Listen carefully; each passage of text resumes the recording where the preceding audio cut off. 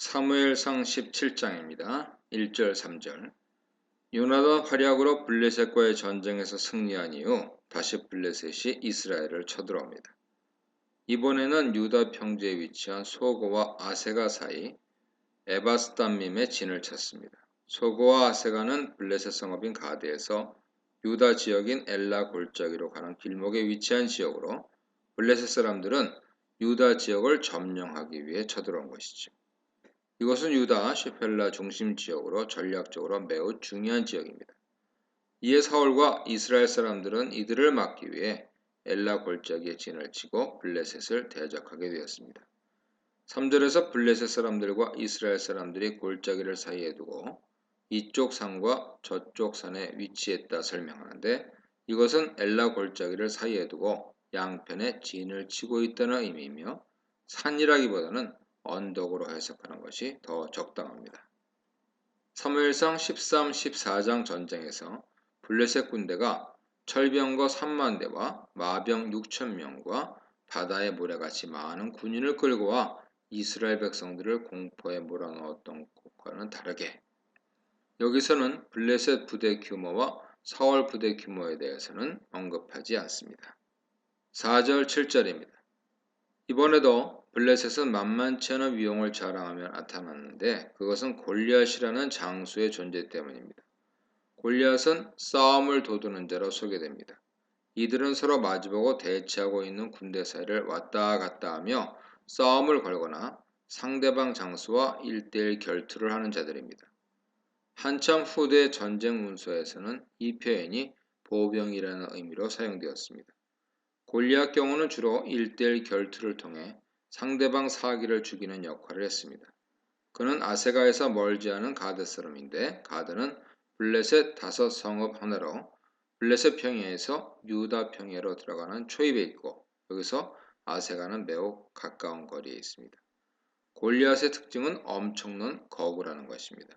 본문에서 그의 신체 특징을 자세히 언급하는데, 이것은 골리앗이 그 체구만을 가지고도 사울 군대 사기를 꺾기에 충분했다는 것을 알려주기 위한 것입니다. 그의 키는 6규빗 한 뼘으로, 한 규빗은 대략 45, 50cm 정도 되므로 약 3m 정도 되는 장씨입니다.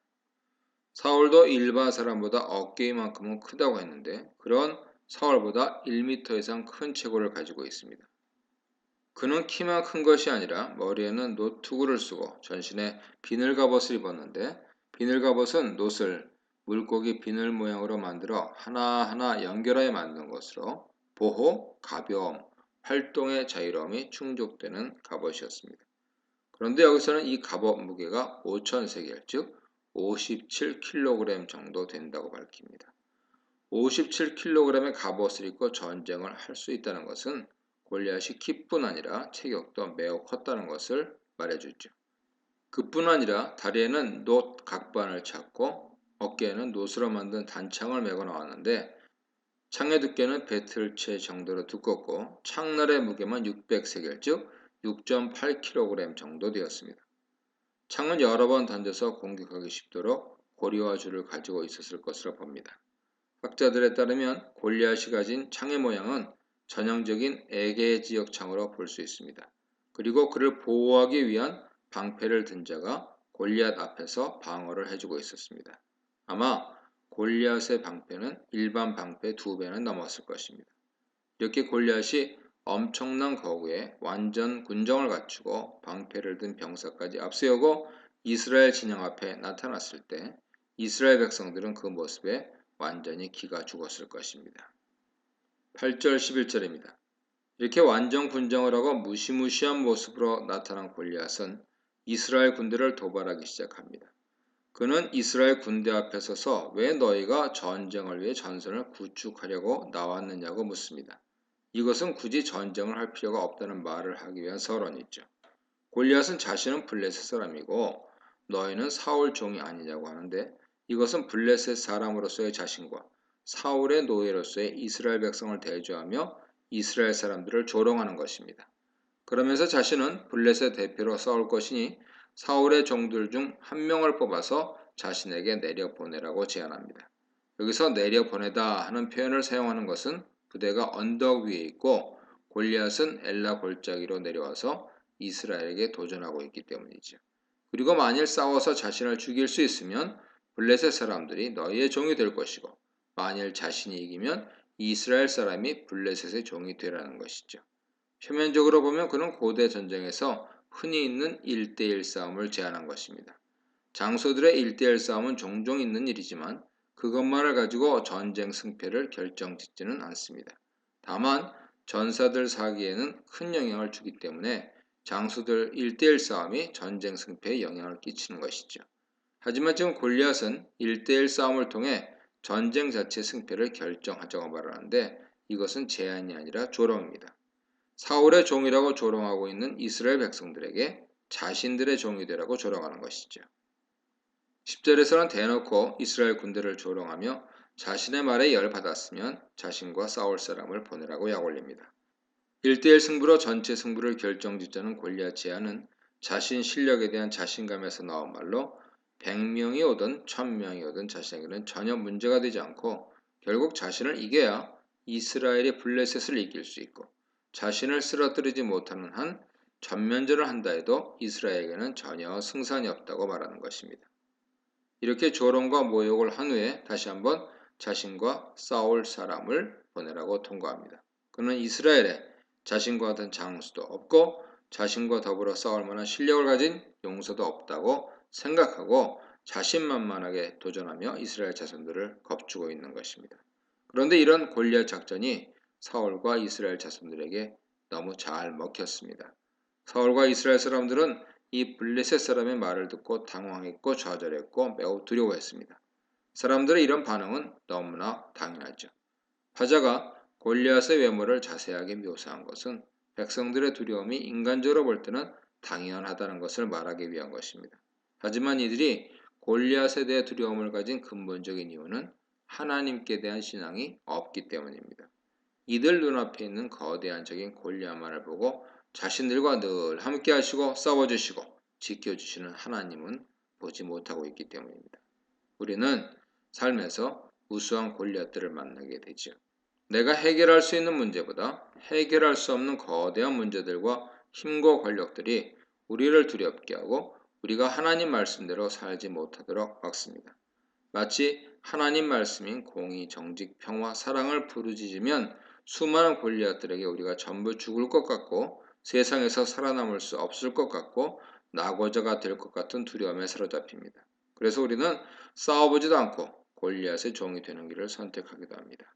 하지만 요나단 전쟁에서 이미 하나님께서 보여주신 것처럼 전쟁은 여호와 손에 있는 것이지 사람 수의 많고 적음에 있는 것이 아닙니다. 아무리 골리앗이라도 만군의 하나님 앞에서는 종이 호랑이에 불과한 것이죠. 이런 하나님에 대한 신앙이 우리를 하나님 백성으로서 승리의 삶을 살게 하는 것입니다. 우리가 비교해야 하는 것은 우리 전력과 상대 전력이 아닙니다. 우리는 상대 전력과 하나님 전력을 비교해야 됩니다. 그들을 이길 수 있는 객관적 전력을 확보할 때 승리를 보장받는 것이 아닙니다. 우리가 하나님께 얼마나 신뢰를 보내고 있느냐에 달려있죠. 우리에게 필요한 것은 강한 군사력이 아니라 강하신 하나님께 대한 강한 믿음입니다. 골리앗을 볼 것이냐, 하나님을 바라볼 것이냐. 이것이 성패를 좌우합니다. 이 문단에서는 우리 곁에 두신 가시 블레셋, 우리 힘으로 이길 수 없는 적 블레셋, 우리를 조롱하는 오만한 세력 블레셋에 대해 묵상해 보시기 바랍니다. 12, 16절입니다. 전쟁이 촉발되기 일보 직전 상태에서 화자는 관심을 전쟁터로부터 집에서 양을 치고 있는 다윗에게로 돌립니다. 16장에서 다윗에 대해 정식으로 소개하지 않고 2세 막내 아들이라는 것과 외모가 잘 생겼다는 것만 말하고 대충 넘어갔습니다. 그리고 여기서 다윗을 정식으로 소개하고 있습니다. 그는 유다 베들레헴 에브라 사람 2세의 아들입니다. 에브랏은 베들레헴 근처에 있는 지역 이름으로 창세기에서는 에브랏을 베들레헴과 동일한 지역으로 말합니다. 2세의 특징은 나이가 많다는 것입니다. 나이가 많다는 것은 그가 성읍에서 장로로 인정받고 있다는 것을 암시하고 이것은 사무엘상 16장 5절에서 사무엘이 장로들을 초청할 때 이새와 그의 아들들을 초청하는 것이 어렵지 않았다는 것을 의미합니다. 이새는 모두 8명의 아들이 있었고 그중 장성한 아들 셋은 사울을 따라 전쟁터에 갔습니다. 여기서도 16장처럼 다윗의 세 형의 이름만 언급됩니다. 14절은 다윗이 가장 어리다는 것과 가장 큰 세 형들은 용사로서 사울을 따라 전쟁터에 갈 능력을 지녔다는 사실을 날카롭게 비교하고 있습니다. 15절은 다윗의 현재 상황을 설명하는데 다윗은 사울에게 오가기는 하지만 주로 베들레헴에서 아버지 양을 돌보고 있었다고 말합니다.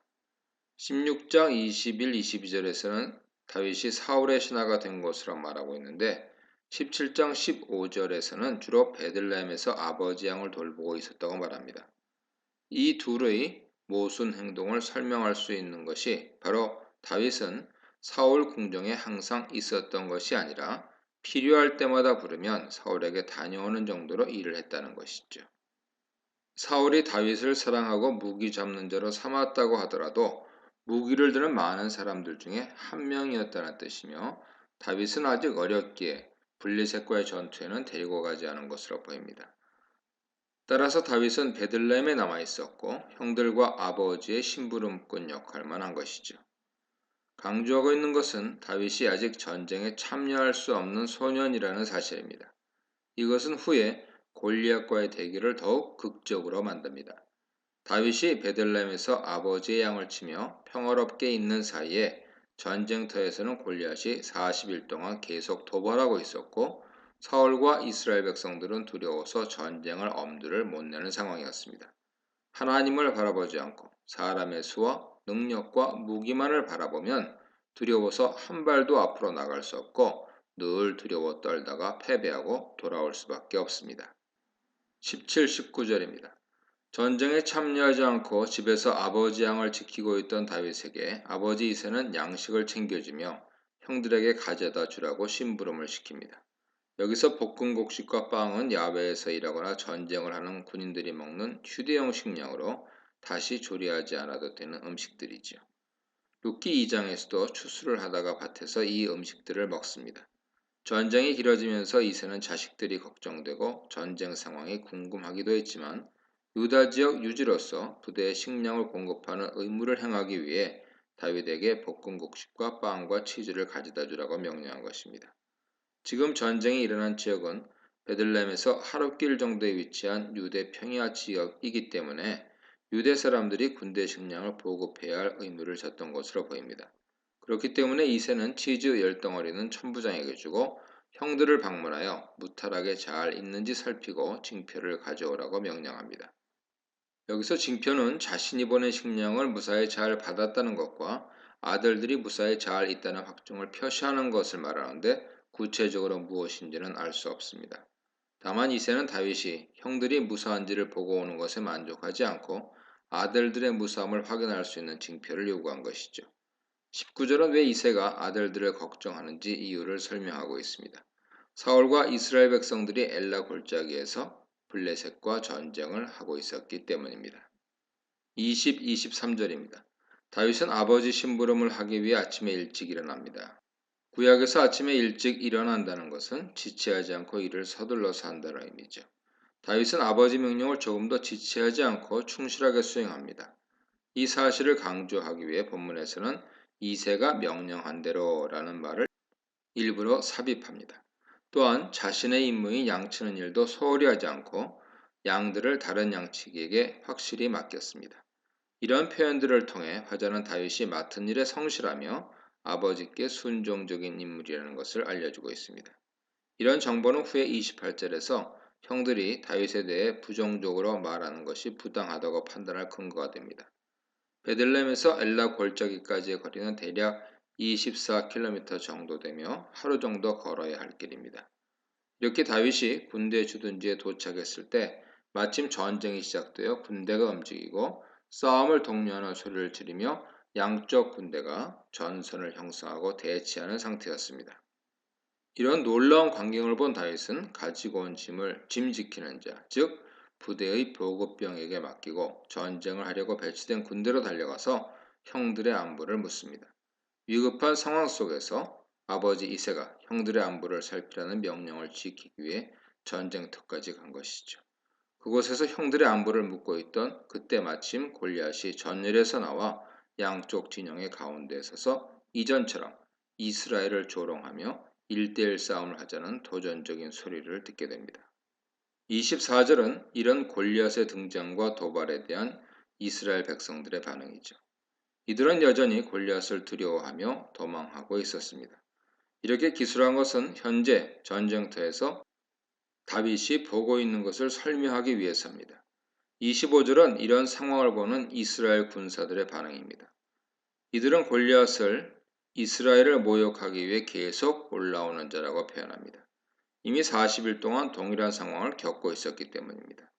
뿐만 아니라 사울이 골리앗을 죽이는 자에게 많은 재물과 자기 딸을 주고 집안의 모든 의무를 면제해 주겠다고 약속했다는 정보도 서로 주고받습니다. 이렇게 군사들은 골리앗과 전쟁할 생각은 하지 않고 뒤에서 이런 이야기나 나누고 있었고, 사울은 구원자로서의 의무를 다른 사람에게 넘기는 무능한 모습을 보여주고 있었습니다. 26절은 골리앗을 본 다윗 반응으로 다윗은 골리앗의 말과 행태를 보면서 두려워하기보다는 화를 내고 있습니다. 여기서 골리앗을 죽이는 자에게 어떤 대우를 하겠느냐는 물음은 자신이 죽이겠다는 것을 내포하는 말이죠. 그는 골리앗을 죽이는 것을 이스라엘에 대한 모욕을 제거하는 일로 보았고, 그런 영웅에게는 응당, 정당한 대우를 해 주어야 한다고 생각한 것입니다. 또 골리앗에 대해 할례받지 않은 블레셋 사람이라고 경멸적으로 표현하는데, 이 할례받지 않은 블레셋 사람이 누구이기에 살아계신 하나님 군대를 모욕하느냐라는 말은 감히 부정한 인간이 살아계셔서 거룩하신 하나님을 모욕하고 있다는 생각에 분노에 차서 한 말입니다. 다윗에게 하나님은 살아계신 하나님이십니다. 그는 늘 하나님과 동행하고 있었고 하나님의 영과 함께 움직이고 있었기 때문에 하나님이 진짜 계시며 지금도 역사하고 계신다는 사실을 믿었던 것이죠. 그래서 하나님의 백성인 이스라엘을 모욕하는 것은 하나님을 모욕하는 것이라고 생각한 것입니다. 이런 다윗의 말은 자신이라도 당장 나가 골리앗과 싸워 살아계신 하나님을 모욕한 벌을 주어야겠다는 의미죠. 주변의 군인들은 다윗의 말을 아무것도 모르는 소년의 치기 정도로 생각하고 사울이 골리앗을 죽이는 사람에게 주겠다고 한 상급을 다윗에게 알려줍니다. 이들은 다윗의 분노와 결심을 무시했습니다. 살아계신 하나님을 믿지 않는 사람들에게 골리앗과의 싸움은 불가능하고 무모한 도전이기 때문입니다. 이 문단에서는 양치기 다윗, 적장 골리앗, 일상적인 걸음, 필연적인 걸음, 두려워 떠는 이스라엘, 분노의 치를 떠는 다윗에 대해 묵상해 보시기 바랍니다. 28, 30절입니다. 다윗의 큰형 엘리압은 다윗이 골리앗 행태에 분노하며 그를 죽여야 한다고 주변 사람들에게 이야기하는 것을 듣고 다윗에게 매우 심하게 화를 냈습니다. 그는 다윗에게 왜 이 전장터로 왔느냐, 양은 누구에게 맡겼느냐고 묻는데, 이것은 다윗에게 왜 양치기나 하지 전쟁터에 얼씬거리느냐고 화내고 있는 것입니다. 그러면서 다윗이 원래 건방지고 제멋대로인 아이인데 여기 온 것도 전쟁을 구경하기 위함이라 인신공격합니다. 그는 다윗이 아버지 명령을 받고 자신들의 안부를 살피기에 왔다는 사실을 알면서도 골리앗을 죽이겠다는 다윗의 말에 화가 나 악의적으로 말한 것이죠. 엘리압이 이렇게 화내며 다윗을 공격하는 이유는 다윗의 말에 자존심이 상했기 때문입니다. 40일이 넘도록 조롱을 당하면서도 골리앗의 어마어마한 체구에 압도되어 엘리압은 감히 싸울 엄두를 내지 못하고 있었습니다. 아무리 사울이 큰 포상을 내걸어도 골리앗이 두려워 나설 수 없었던 것이죠. 이런 상황에서 집에서 양이나 치던 막내가 자기가 나서서 골리앗을 죽이겠다고 하니 지금껏 전쟁터에 있던 자신들을 바보로 만든다는 생각이 들어 화가 난 것입니다.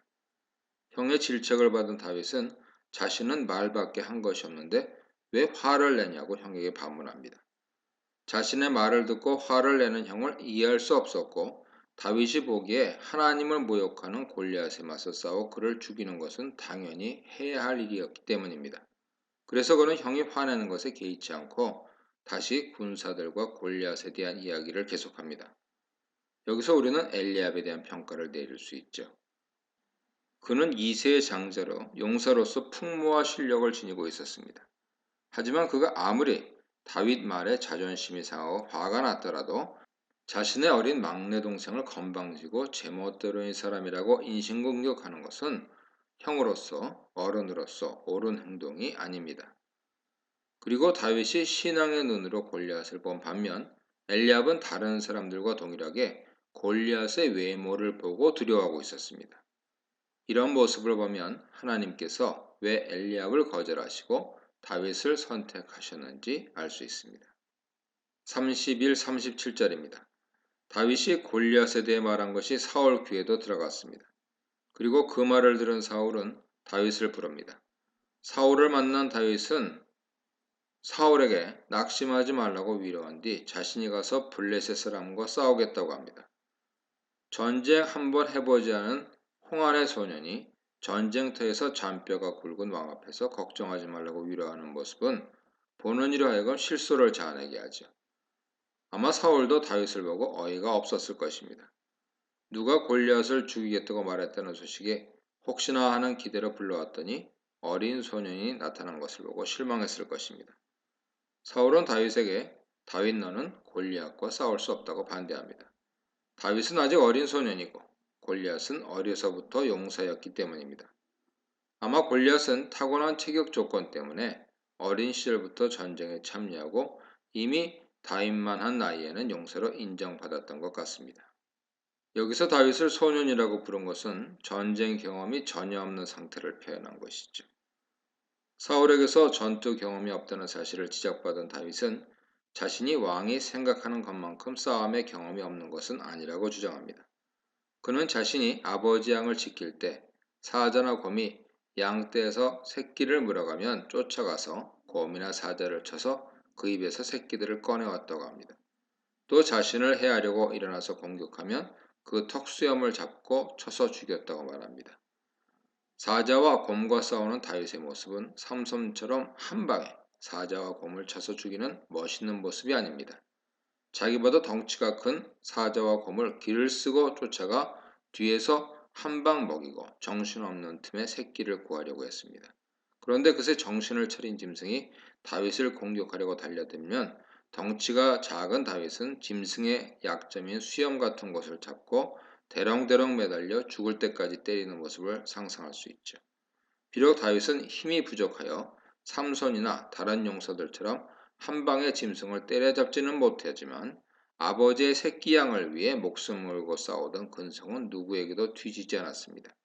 이렇게 자신이 사자나 곰도 때려잡은 경험이 있기 때문에 하나님의 군대를 모욕하는 골리앗도 그 짐승들처럼 때려잡을 수 있다고 말합니다. 다윗은 골리앗을 사자나 곰과 같은 짐승으로 비유하고 있는데 그가 살아계신 하나님 군대를 모욕하고 있기 때문입니다. 여기서 다윗이 싸우는 모습은 적을 가리지 않습니다. 곰이건 사자건 3m 거인이건 중요하지 않습니다. 그에게 중요한 것은 자신이 소중하게 생각하는 것을 건드리면 반드시 그것을 지키기 위해 싸운다는 것입니다. 지금 골리앗은 자신이 소중하게 생각하는 하나님을 모욕하고 있기에 용서할 수 없었고 그래서 싸워야 하는 것이죠. 그가 이렇게 맹목적일 만큼 혹은 무식하게 보일 만큼 용감할 수 있었던 이유가 37절에 나옵니다. 그것은 여호와께서 지금까지 자신을 사자와 곰의 손에서 건져내셨기 때문에 이번에도 여호와께서 블레셋 사람의 손에서 건져내실 것이라 믿기 때문입니다. 다윗은 곰이나 사자와 싸우면서 자신의 목숨은 하나님께서 지켜주신다는 것을 여러 번 경험했습니다. 그리고 이를 통해 자신이 걱정해야 하는 것은 자신의 목숨이 아니라 자신에게 맡겨진 양떼라는 것을 분명히 알았습니다. 다윗은 비록 어린 양치기였지만 양을 돌보는 일에 최선을 다하면서 그 속에서 하나님을 만나고 하나님의 전쟁 원리를 깨닫게 된 것이죠. 이처럼 우리가 우리의 사명을 잘 감당하기 위해 움직이고 싸울 때 여호와께서는 그런 우리를 지키시기 위해 싸우시는 분입니다. 이런 확신을 가지고 말하는 다윗을 더 말리지 못하고 사울은 다윗에게 싸우러 가라고 허락하며 여호와께서 함께 하시기를 원한다는 축복의 말을 해줍니다. 38, 40절입니다. 사울은 골리앗과 싸우러 나가는 다윗을 걱정하며 자신의 군복과 노투구와 갑옷을 입혀주고 자신의 칼까지도 주었습니다. 사울의 칼은 이스라엘에 단 2개밖에 없는 철검 중 하나죠. 사울이 다윗에게 차례차례 갑옷을 입혀주는 모습은 마치 시종이 전쟁터에 나가는 장군 옷을 입혀주는 상황을 연상하게 합니다. 하지만 난생 처음 완전 군장을 해본 다윗은 이리저리 걸어보다가 익숙하지 않아서 입고 가지 못하겠다며 전부 벗어버립니다. 그 대신 다윗은 자신에게 익숙한 자신만의 무기인 막대기와 시내에서 고른 돌 5개를 목자 가방에 챙기고 물매를 손에 든 채 블레셋 사람 골리앗과 싸우기 위해 나갑니다. 철저히 자신만의 방식으로 골리앗과 싸우기 위해 나간 것이죠. 일반적으로 전쟁을 하기 위해서는 갑옷을 입고 칼을 쓰는 것이 유용합니다. 그래서 효율적이고 유용한 일반적인 방식들이 존재합니다. 하지만 자신의 상황이 남들과 다를 때는 다른 방식으로 일할 수 있고 그것을 통해 하나님께서는 일하십니다. 완전 군정을 하고 있고 많은 군사도 데리고 있으며 전쟁 경험도 많은 사울과 아무런 군장 없이 맨몸으로 막대기와 돌 5개와 물매를 들고 골리앗과 싸우겠다고 나가는 소년 다윗을 비교함으로써 본문은 우리에게 하나님의 일은 우리가 소유한 권력이나 능력으로 하는 것이 아니라 오직 하나님께 대한 믿음으로 한다는 것을 알려주고 있습니다. 또한 하나님 한 분만 의지하고 의기양양하게 나가는 소년 다윗의 모습이 사람들 눈에는 걱정스럽고 어리석게 보이지만 하나님 눈에는 너무도 사랑스럽게 보였을 것입니다. 이 문단에서는 형들의 경시, 사울의 무시, 다윗의 가시에 대해 묵상해 보시기 바랍니다. 41, 44절입니다. 이스라엘 군대에서 누군가 나오니 골리앗도 방패든 사람을 앞세우고 싸우기 위해 나갔습니다. 여기서 방패든 사람을 앞세웠다는 이야기는 골리앗이 완벽하게 무장하고 전쟁터에 나왔다는 것을 의미합니다. 이것은 맨몸으로 나온 다윗과 대조를 이루죠. 골리앗은 자신에게 나오는 사람을 쳐다보다 소년 다윗의 붉고 예쁘장한 용모를 보고 다윗을 업신여겼습니다. 다윗의 곱상한 외모는 건장하고 남자다운 용사로서의 모습과 거리가 멀었기 때문이죠. 여기서 다윗의 외모는 긍정적인 역할을 한 것이 아니라 골리앗의 비웃음을 사는 요소가 되었습니다.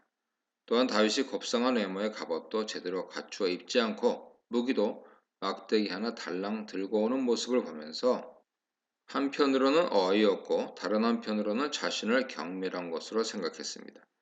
그렇기 때문에 네가 나를 게으르 여기고 막대기를 가지고 내게 나왔느냐며 화를 내고 다윗을 자신의 신의 이름으로 저주합니다.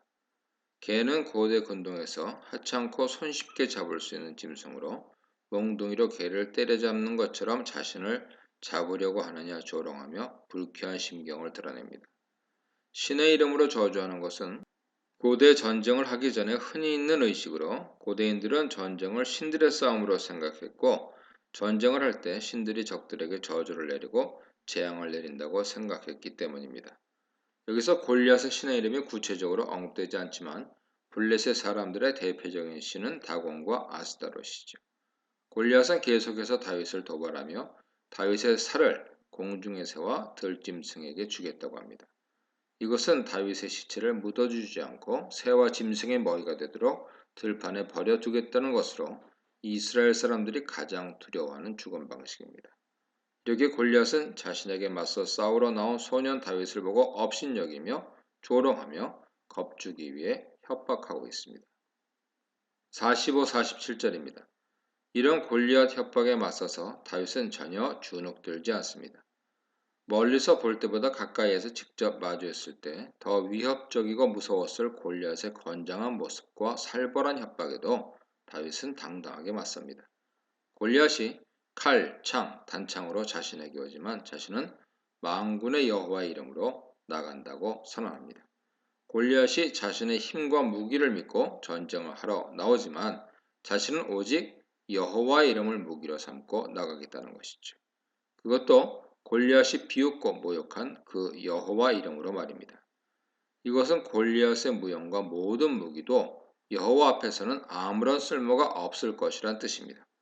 또한 46절에서 다윗은 여호와께서 골리앗을 자신의 손에 넘겨주실 것이라고 확신하면서 그를 죽일 뿐만 아니라 블레셋 군대도 모두 죽여 새와 짐승들의 먹잇감이 되게 만들겠다고 합니다.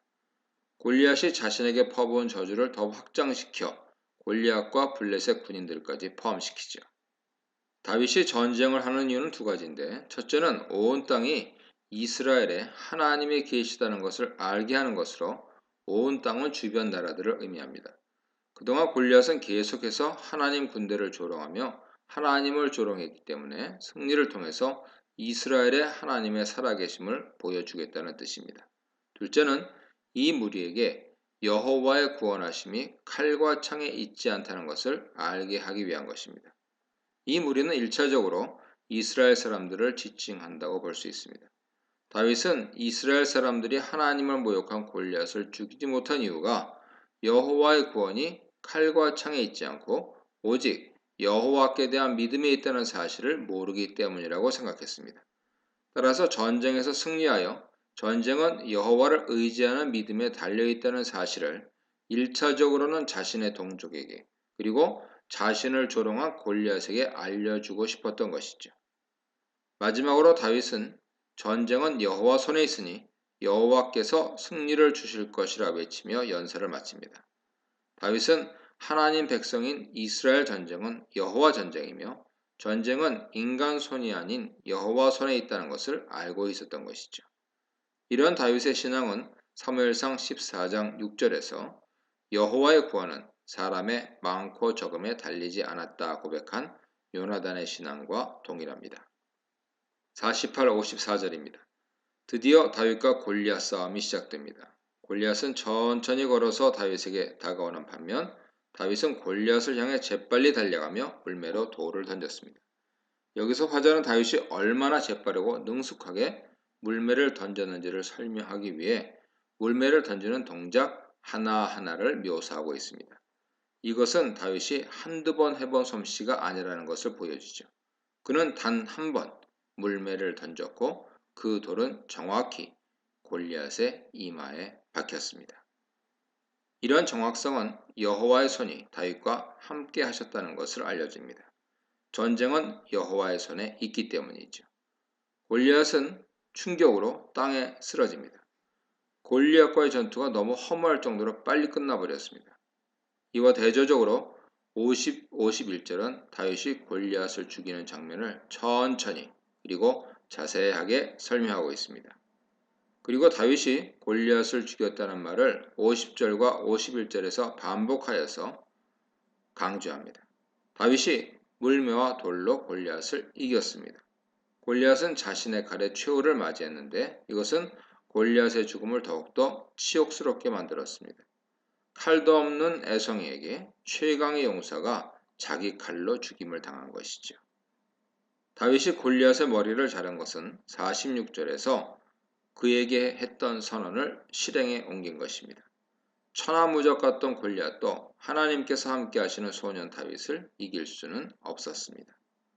골리앗의 죽음으로 전세는 순간 역전되어 블레셋 군사들은 도망했고 이스라엘 군대는 일어나서 블레셋 군대를 쫓기 시작하여 그들의 고향인 가드와 에글론까지 쳐들어갔습니다. 부상자들이 길에 엎드러졌다고 묘사한 건 역시 46절에선 다윗 선언이 이루어졌다는 것을 알리기 위한 것이죠. 결국 이스라엘은 블레셋을 크게 이겼고 많은 노획물도 챙길 수 있었습니다. 그리고 다윗은 골리앗 머리와 갑주를 전리품으로 챙겼습니다. 불가능할 것 같은 전투에서 허무할 정도로 손쉽게 다윗이 승리한 것을 통해서 하나님께서는 우리에게도 눈앞에 보이는 골리앗에게 겁먹지 말고 하나님을 바라보고 우리의 돌을 던지라고 말씀하십니다. 그러면 하나님께서 승리를 주실 것이기 때문이죠. 55, 58절입니다. 사울 관점에서 기록된 것으로 시간이 다윗이 골리앗과 싸우기 전으로 돌아갑니다.